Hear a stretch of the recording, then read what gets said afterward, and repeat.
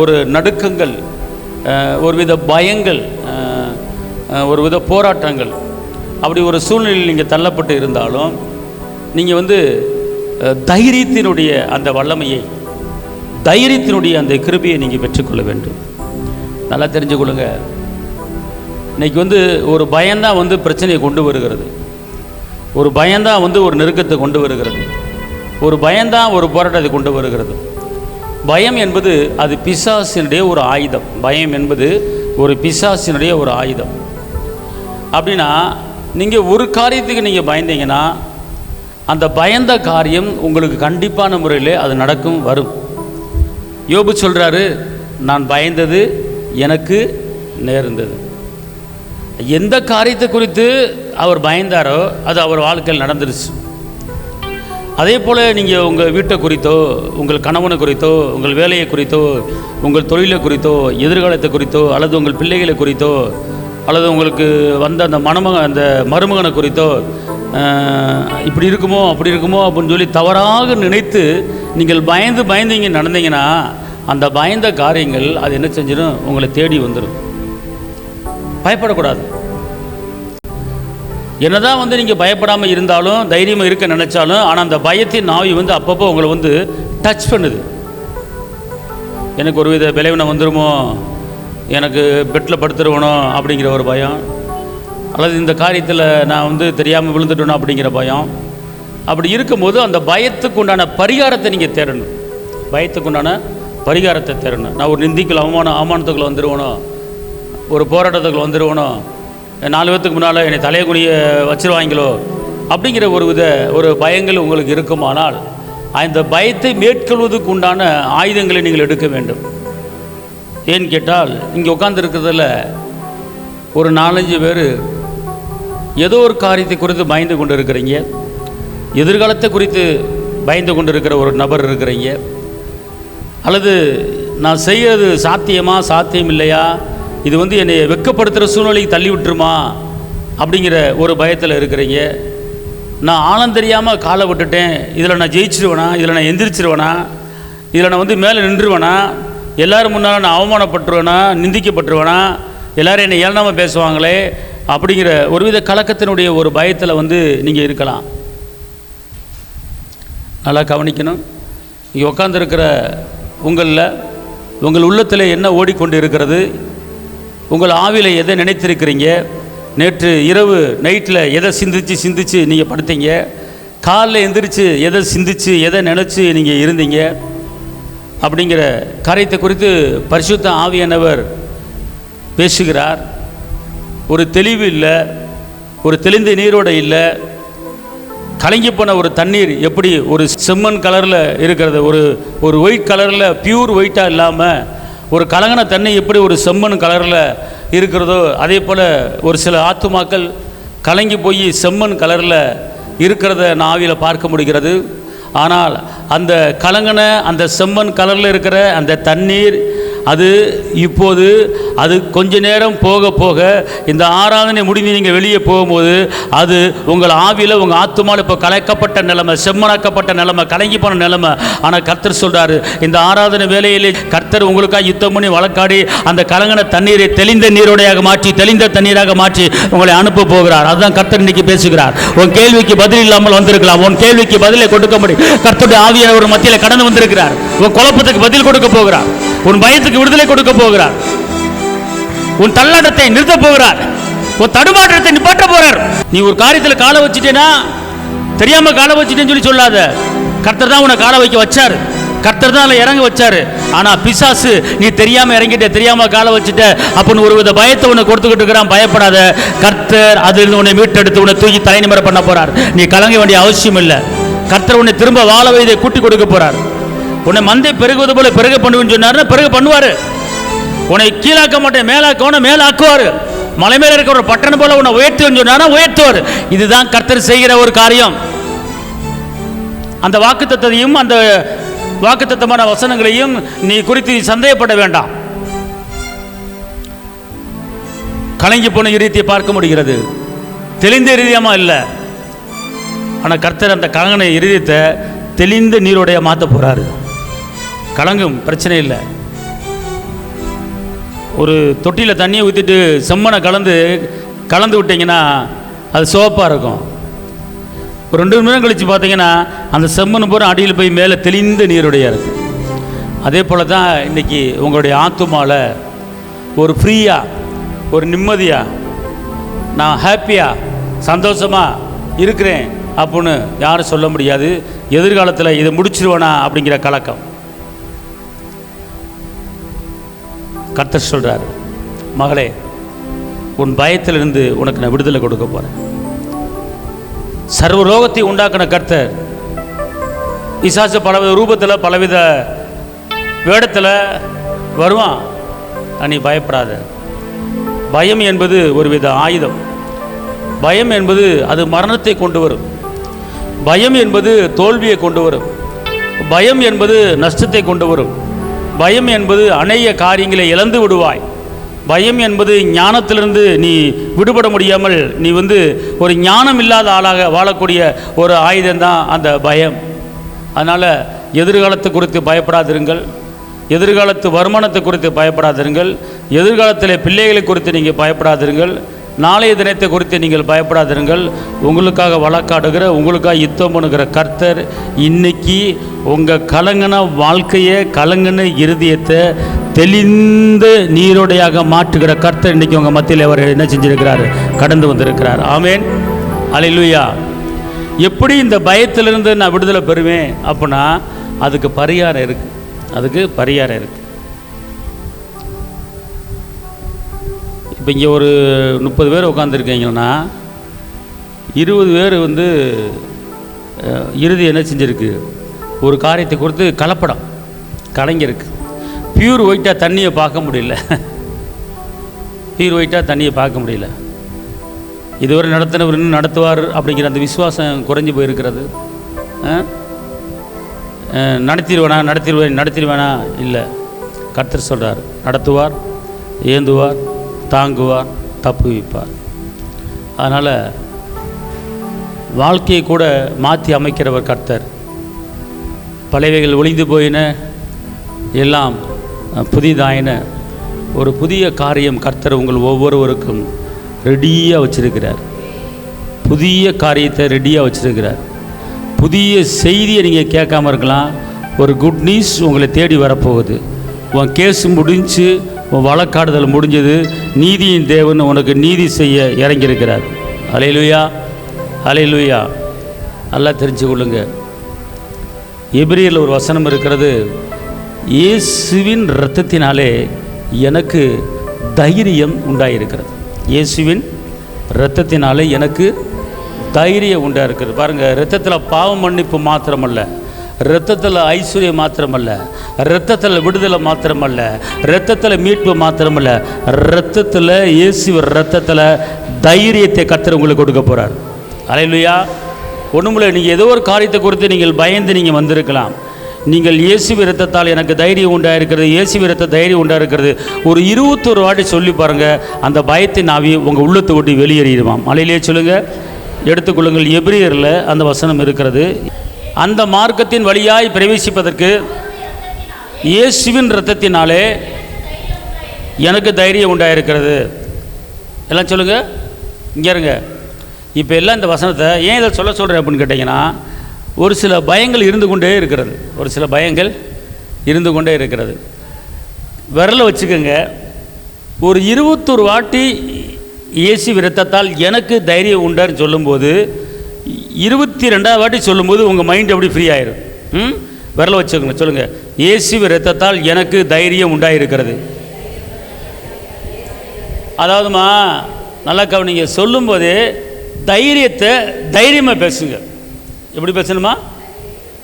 எல்லாம் சொல்லுங்கள், தைரியத்தை தைரியமாக பேசுவேன். அப்படின்னா இயேசுவின் இரத்தத்தால் எனக்கு தைரியம் உண்டாயிருக்கிறது, இயேசுவின் இரத்தத்தால் எனக்கு தைரியம் உண்டாயிருக்கிறது. அப்படி அல்ல, இயேசுவின் இரத்தத்தால் எனக்கு தைரியம் உண்டாகியிருக்கிறது. உங்கள் குரல்லேருந்து தைரியமாக பேசுகிறீங்களா, தைரியம் இல்லையா? உங்கள் குரலே கண்டுபிடிச்சலாமே. பயந்து போயிருக்கீங்க, தைரியமாக இருக்கீங்க. தைரியமாக பேசுங்க. ஏன் கேளுங்க, இந்த வார்த்தையை சொல்லும்போது பயத்தின் ஆவி உங்களுக்குள்ளே எங்கிட்ட ஓரத்தில் ஒளிஞ்சு கிடந்தானா அவன் வெளியேறுவதை நீங்கள் பார்க்க போகிறீங்க. ஆமென் சொல்லுங்கள். நான் சொல்கிறேன், சொல்லுங்கள், இயேசுவின் இரத்தத்தாலே எனக்கு தைரியம் உண்டாகி இருக்கிறது. இயேசுவின் இரத்தத்தாலே எனக்கு தைரியம் உண்டாயிருக்கிறது. ரக்க மாத்தர கையை தட்டி அப்பாக்கு மேமே சொல்லுதுங்க. ரப்பலா கத்தர. அல்லேலூயா. இங்கே இருங்களேன். இந்த தைரியத்தை வர வைக்காமல் நீங்கள் என்ன காரியத்தை ஜெபிச்சாலும் ஜெபத்துக்கு பதில் வராது. இந்த பயத்தை நாவி என்ன செய்யணும்? விலகணும். அல்லேலூயா. அல்லேலூயா. சொல்லுங்க. நான் இயேசுவின் பிள்ளை, பயமே இல்லை, என்னாலும் சந்தோஷமே. நான் இயேசுவின் பிள்ளை, பயமே இல்லை, என்னாலும் சந்தோஷமே. தெரிந்து கொண்டா மகனாக மகளாக தெரிந்து கொண்டா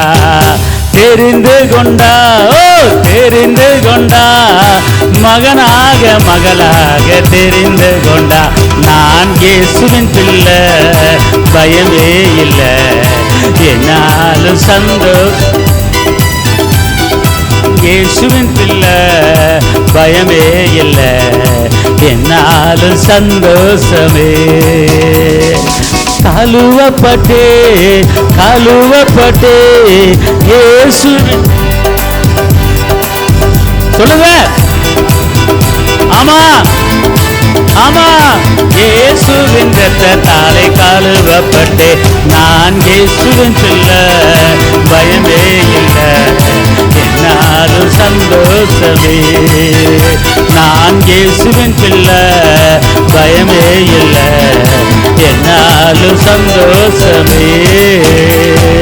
வென்று விட்டே எதிர. தைரியமா? ஆமென் ஆமென். நான் இயேசுவின் பிள்ளை, பயமே இல்லை, என்னாலும் சந்தோஷமே. நான் இயேசுவின் பிள்ளை, பயமே இல்லை, என்னாலும் சந்தோஷமே. நிரப்பப்பட்டே ஆவியின் வல்லமையால் நிரப்பப்பட்டது. ரக்குலா மாத்தரா கப்புரா கத்தினி ரிமாலா ரப்புலா கத்துரபம். நிரப்பப்பட்டே. நான் இயேசுவின் பிள்ளை, பயமே இல்லை, என்னாலும் சந்தோஷமே. நான் இயேசுவின் பிள்ளை, பயமே இல்லை, என்னாலும் சந்தோஷமே. நிரப்பப்பட்டே ஆவியின் வல்லமையால் நிரப்பப்பட்டே. ஆமென். ஆவியின் வல்லமையால் நிரப்பப்பட்டே. நான் இயேசுவின் பிள்ளை, பயமே இல்லை, என்னாலும் சந்தோஷமே. நான் இயேசுவின் பிள்ளை, பயமே இல்லை, என்னாலும் சந்தோஷமே. சந்தோஷமாயிருங்க, எப்பொழுதும் சந்தோஷமாயிருங்க. ஆமா, சந்தோஷமாயிருங்க, எப்பொழுதும் சந்தோஷமாயிருங்க. கவனிங்க. இப்போ ஏதோ வந்த வண்ணமா நீங்க போக மாட்டீங்க. நான் சொல்றேன், இன்னைக்கு வந்த வண்ணமா நீங்க போக மாட்டீங்க. அல்லேலூயா. சொல்லுங்க. நான் வேற மனுஷனா போக போறேன். நான் வந்த வண்ணமா. அப்போ நான் வந்த வண்ணமா நான் எப்படி வந்தீங்க? ஒரு ஆள் குழப்பத்தில் வந்தீங்க, ஒரு ஆள் பயந்து வந்தீங்க, ஒரு ஆள் அப்படின்னு வந்தீங்க. இதை போவத்தா போயிட்டு வருவந்தா அப்படின்னு வந்தீங்க. ஏன்னா ஏதோ சும்மா இங்கே உட்காந்துருக்கிறதுக்கு அப்படியே போய் ஒரு 4 பாட்டை பாடிட்டு இன்றைக்கி ஏதோ ஒருத்தர் சொல்லுவார், என்னன்னு கேட்டுட்டு வருவான் போ அப்படின்னு இல்லை. ஆனால் கர்த்தர் சொல்கிறாரு, எதை நீங்கள் சுமந்துட்டு வந்தீங்களோ அதையெல்லாம் விட்டுப்புட்டு வேறு ஒரு காரியத்தை எடுத்துகிட்டு போக போகிறீங்க. கைத்தட்ட போகும். அல்லேலூயா. நான் சொல்கிறேன், நீங்கள் என்னென்ன சுமந்து வந்தீங்க, எதை கொண்டு வந்தீங்க, நீங்கள் ஒன்றும் சொல்லவே வேண்டாம். நீங்கள் சொல்லாமலே நானே சொல்கிறேன். அல்லேலூயா சொல்லுங்கள். அதில் எது மெஜாரிட்டி அப்படின்னு கேட்டால், எது மெஜாரிட்டி அப்படின்னு கேட்டிங்கன்னா ஒன்றே ஒன்று மெஜாரிட்டி. என்னன்னு கேட்டால்,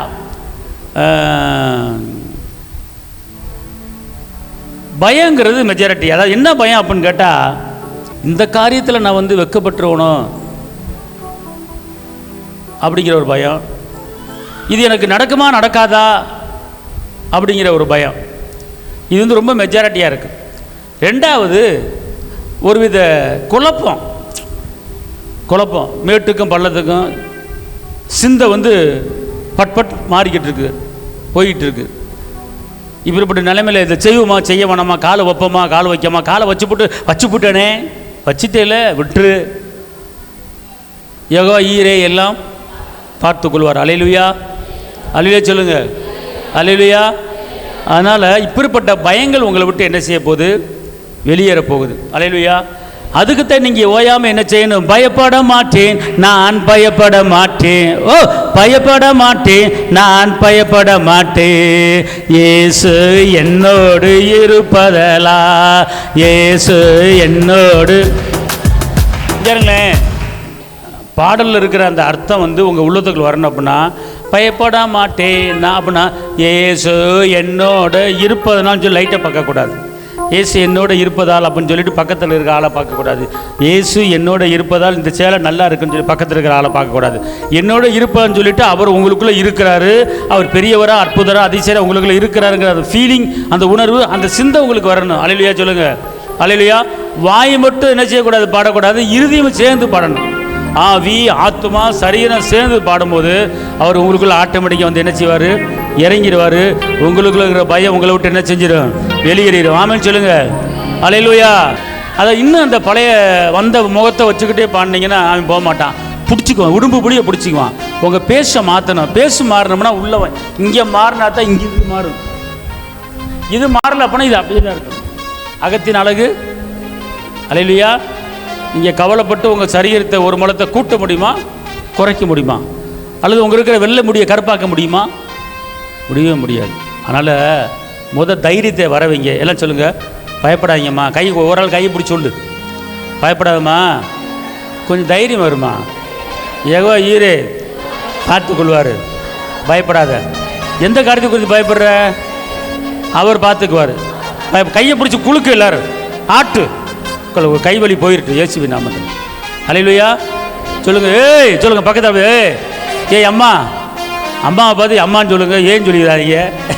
இளவட்டத்தை பார்த்து பேசுங்க. ஏய் அம்மா வந்து என்ன செய்யலாம், இளவட்டது அப்படின்னு பேசலாம்.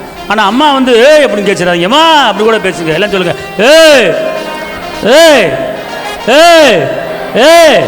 மீண்டும் பயப்படுறதுக்கு நீ ஒன்று அடிமைத்தனத்தின் ஆவியை பெறல, அப்பா என்று கூப்பிட பண்ணுகிற புத்திர சிவிகார ஆவிய பெற்றிருக்கிற. அப்புறம் அதை குறித்து கலங்குற, அப்புறம் அதை குறித்து பயப்படுற, அவர் பார்த்துக்குவார். உற்சாகமா இருமா, உன் வாழ்க்கை பற்றி என் கலங்கிட்டு இருக்க, இப்படியே நான் எவ்வளோ நாளைக்கு இருக்குன்னு சொல்லி நினைக்கிறியா, நினைக்கவே நினைக்காத. கர்த்தர் உனக்கு ஒரு அற்புதம் செய்ய போகிறாரு. அல்லேலூயா. கர்த்தர் இந்த நாளில் எல்லாத்துக்கும் ஒரு தைரியத்தை கொடுக்குறாரு. ஏசாயா 50:8 சொல்லுகிறது,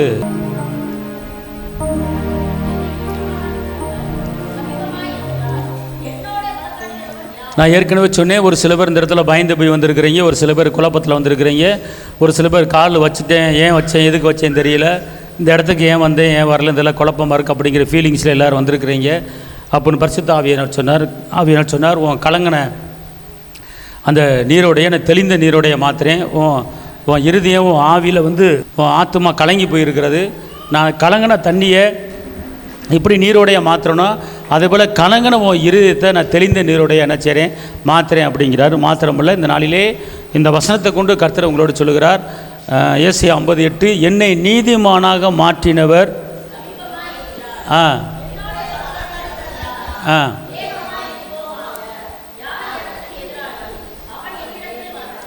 இது வந்து சோர்வின் வசனமா தைரியத்தின் வசனமா?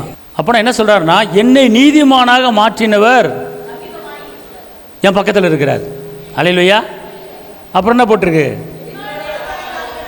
அதனால் என்கிட்ட எவன் விளையாட முடியும், என்கிட்ட யார் யுத்தம் பண்ண முடியும், யார் எனக்கு எதிராளி, அவன் என்னிடத்தில் வரட்டும். அதனால் என்ன செய்யாதீங்க, பயப்படாதீங்க. இயேசு இரத்தத்தால் உங்களுக்கு என்ன உண்டாயிருக்கிறது, தைரியம் உண்டாயிருக்கிறது. ஆமென். ஆனால் இந்த நாளில் வந்திருக்கிற ஒவ்வொருவருக்கும் ஆவியானவர் சொல்லுகிற ஒரு காரியம், இயேசுடைய இரத்தத்தாலே எனக்கு தைரியம் உண்டாயிருக்கிறது. அல்லேலூயா. அதனால் எந்த காரியத்தை குறித்தும் பயப்படாதீங்க. தாயின் கருவிலை தெரிந்து கொண்டவர் உங்களை ஏந்துவார், தாங்குவார், தப்பி வைப்பார். ஒரு குறிப்பிட்ட நாளிலே உங்களுடைய வழக்காடுதல் முடியும். யோசிப்பு 2 வருஷம் ஜெயிலில் இருந்தார். போத்திபார் வீட்டில் அடிமையாக இருந்தார். கடைசியில் கட்டுகள் அறுபட்டது. கடைசி வரைக்கும் ராஜ வாழ்க்கை வாழ்ந்தார். அதே போல் இதெல்லாம் ஒரு சில உபத்திரங்கள், சில பாடுகள் உங்களுக்கு. அதனால் கவலைப்படாதிருங்கள். கர்த்தர் பெரிய காரியத்தை உங்களுக்கு செய்ய போகிறாரு. இந்த நாளிலே நீங்கள் வேறு மனிதனாக மாறும்படி கர்த்தர் இந்த நாளிலே உங்கள் மத்தியில் என்ன செய்யிருக்கிறாரு? இறங்கி இருக்கிறார். ஆமேன். அல்லேலூயா சொல்லுங்கள்.